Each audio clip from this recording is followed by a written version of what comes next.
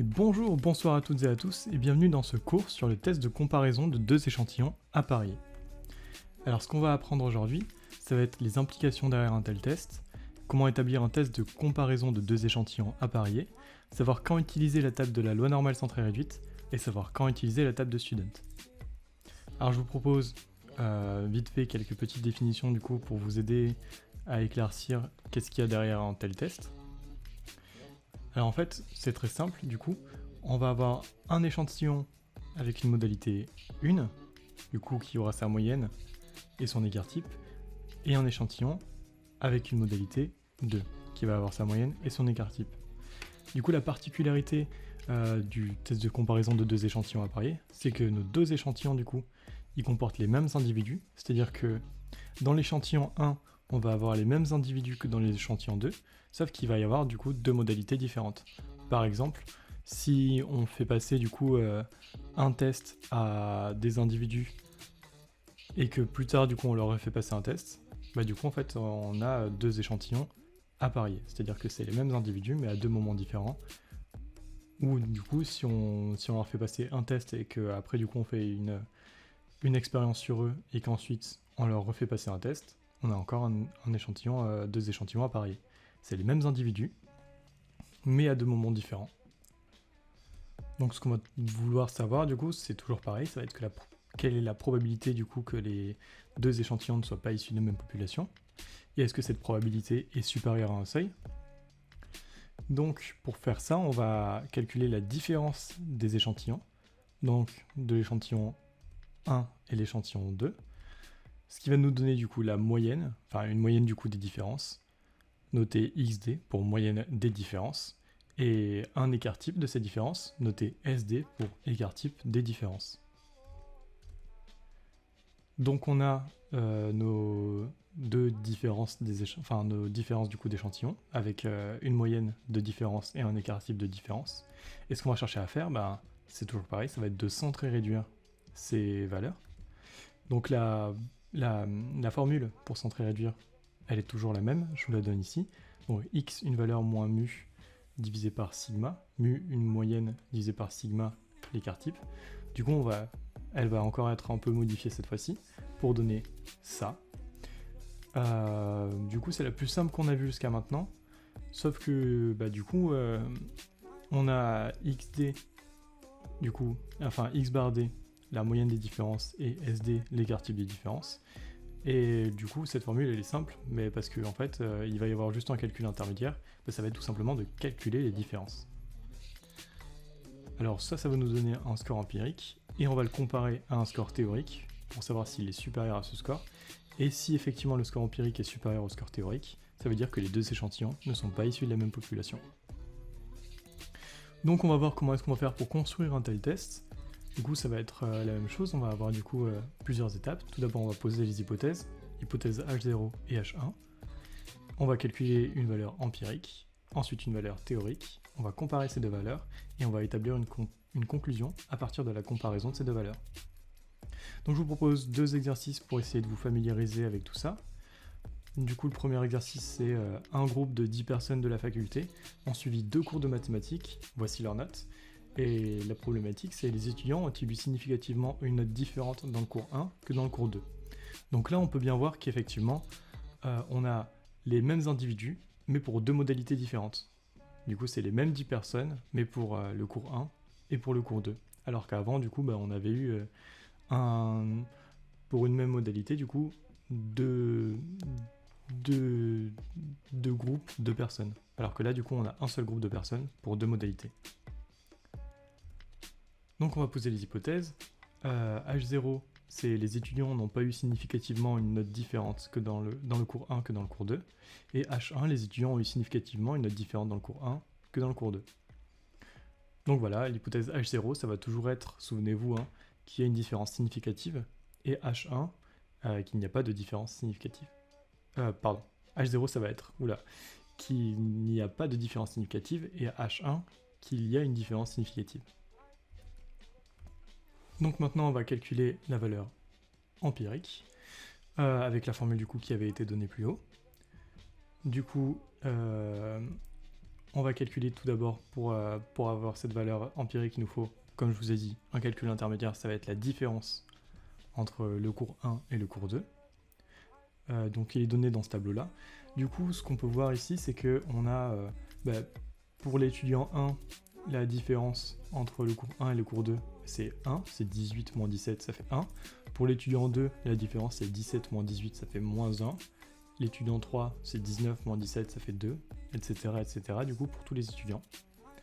Si on calcule la moyenne de ça, ça nous donne 0.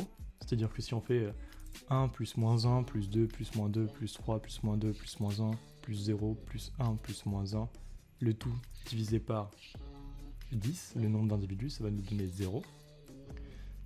Et ensuite, on va calculer donc l'écart type des différences. Donc là, on a calculé la moyenne des différences. Maintenant, on va calculer l'écart type des différences. Donc la formule est donnée ici. On va calculer tout d'abord du coup la variance des différences et on va faire à la racine carrée de cette variance pour avoir l'écart type, parce que l'écart type, c'est la racine carrée de la variance. Et du coup, pour calculer l'écart type, avant, il faut qu'on calcule la variance, pour ensuite du coup faire l'écart type, pour ensuite faire la racine carrée de la variance pour avoir l'écart type. Donc on a du coup la formule qui est donnée en haut, et elle est du coup plus détaillée justement en bas là, c'est les calculs du coup détaillés.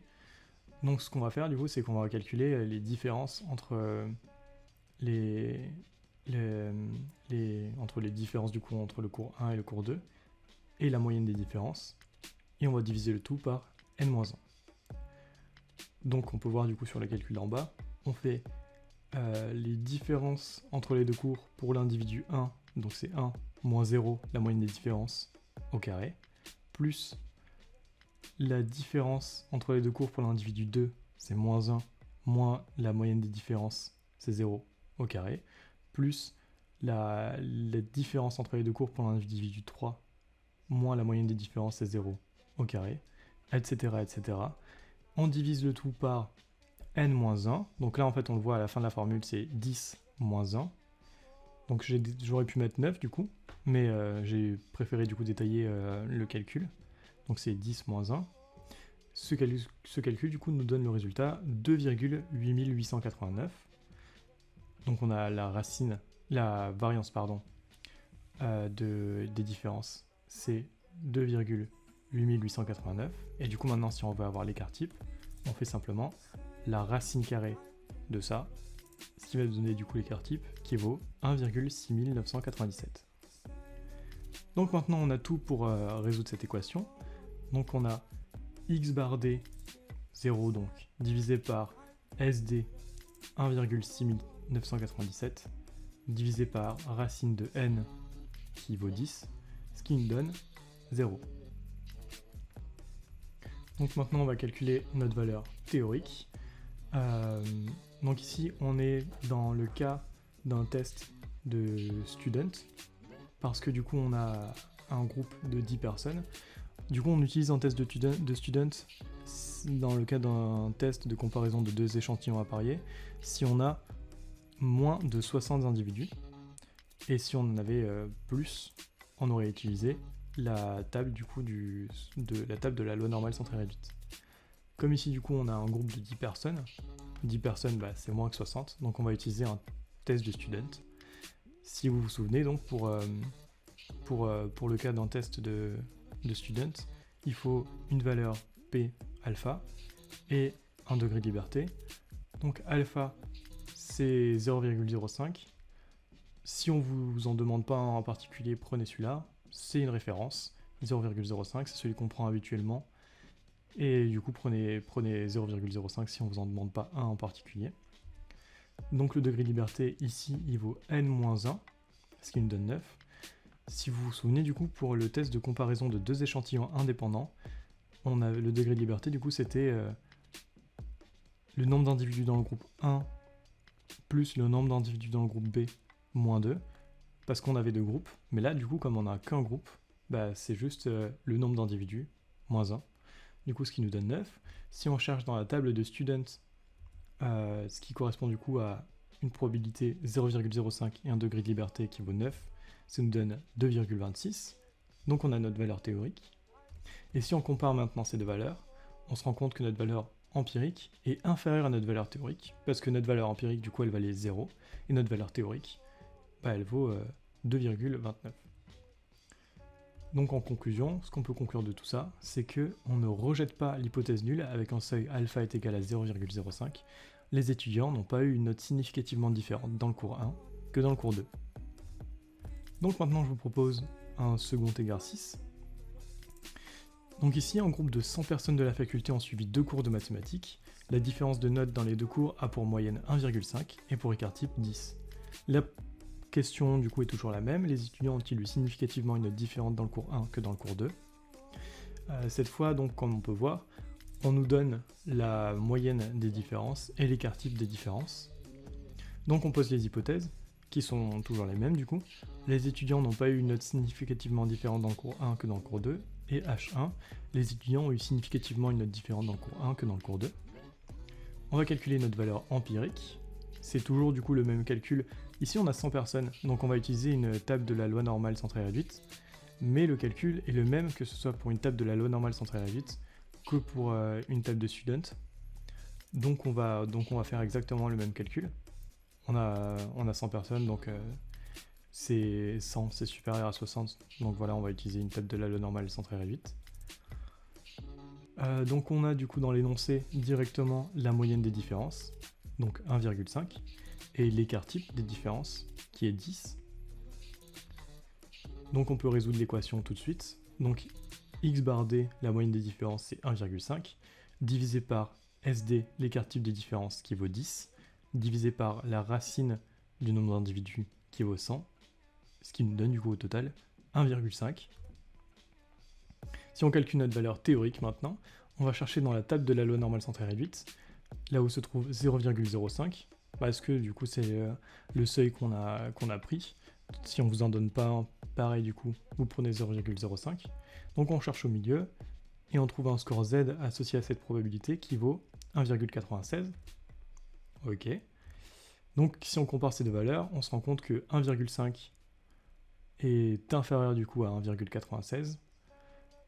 Donc en conclusion, on peut dire que, encore une fois, on ne rejette pas l'hypothèse nulle avec un seuil alpha est égal à 0,05. Les étudiants n'ont pas eu significativement une note différente dans le cours 1 que dans le cours 2. Donc voilà, c'est tout pour ce cours. J'espère qu'il vous a été utile et je vous souhaite à bientôt dans une prochaine vidéo.